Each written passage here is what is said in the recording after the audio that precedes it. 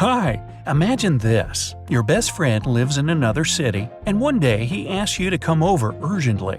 Today, all you need is to buy a plane ticket, and you'll be there in a matter of hours. But what if you lived in the past, where there were no smartphones or airplanes? The trip would be much more eventful. 2 days ago, you received a letter from a friend asking you to come to him as soon as possible. He has something incredible, and you obviously have to see it. You are intrigued and decide to go to him at noon the next day. You drink a large amount of water before going to bed to wake up early. By dawn, you will need the toilet so much that you wake up. Native Americans used this method before the alarm clock was invented. You go to bed excited about the upcoming event. You wake up wanting to use the bathroom. It's still dark outside, so you probably have woken up too early. In the outhouse, you have a corn cob instead of toilet paper. Don't ask how, but a lot of people used it even after the paper appeared. When you get back, you decide to get some more sleep. Just like people in the 21st century turn off their alarm clock to get a 10-minute nap. You expect a rooster that screams every morning will wake you up, but it got sick. It seems you will oversleep, but the knocker-upper knocks on your window and wakes you up on time. You completely forgot about him.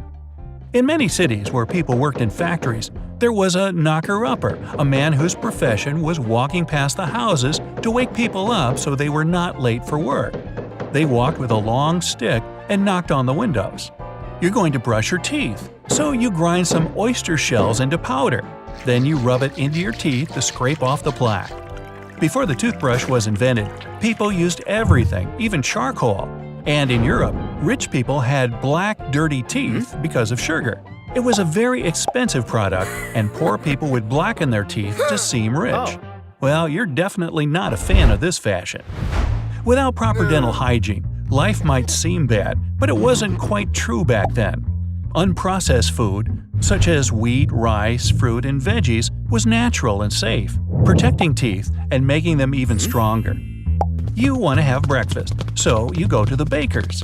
It isn't open yet. Clocks and watches weren't a thing then, so people didn't much care about exact time. Only when the first railway was open, people began to watch the time not to miss trains. Stores and shops weren't an exception, so there was no clear work schedule. The baker comes in 10 minutes, and you finally buy fresh buns. You go home for breakfast with milk and buns. You don't have a fridge, but you have a frog. To prevent the milk from spoiling, people put a frog in the milk jar. The frog's skin secretes special substances that repel microbes, and the milk doesn't go sour. Funky, but true. After breakfast, you're getting prepared for the journey. Your favorite Persian suit you washed with lye on the river yesterday is already dry. You take a pan, put hot coals in it, and iron the suit with this pan. You go to the city again to hire a coach, the kind you ride around in. You pay the driver and ask to pick you up around noon. You expect to arrive at your friend's house next morning, and he must be warned about that. You come home and write a letter. The postman is not working today, so you decide to send a homing pigeon. You tie the rolled letter to its leg and let it go. The coach has arrived at your house. Now, you're looking at your nails. They're very long because it's been months since you clipped them last. Yeah, long nails used to be a sign of luxury and wealth, but you decide to clip them to go incognito on the road.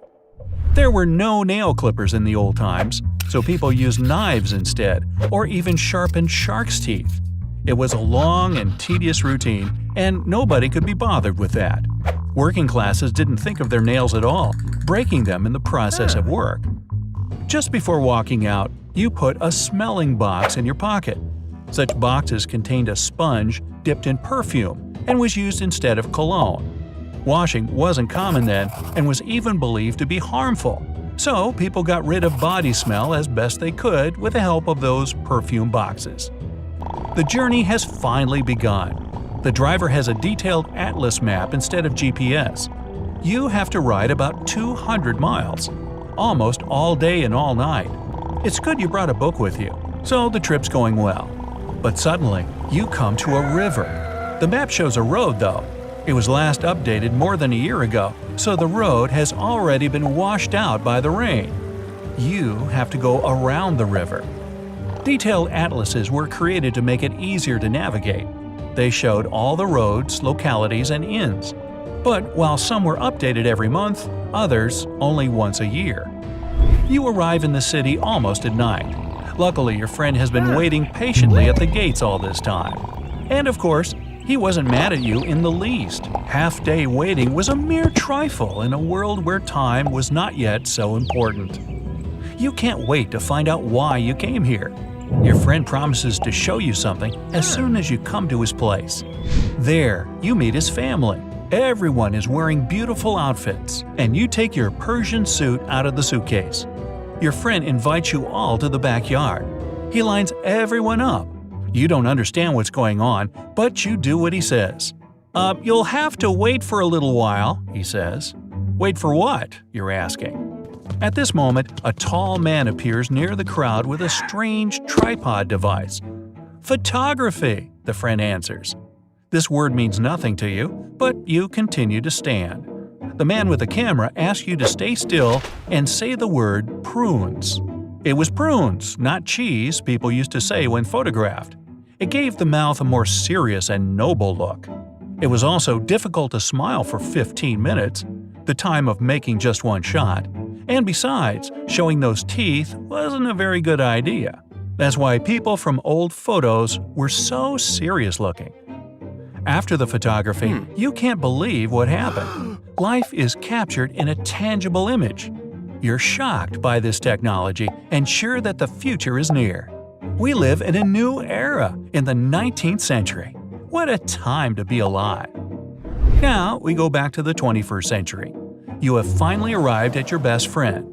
"Dude, you should see this! Look what I found in the basement," he says, and shows you a super old photo of all his ancestors from the 19th century. A guy in a strange Persian suit who looks a lot like you is captured in that photo too. Really? You are amazed. Dude, you could have scanned it and emailed it to me. It's the 21st century outside.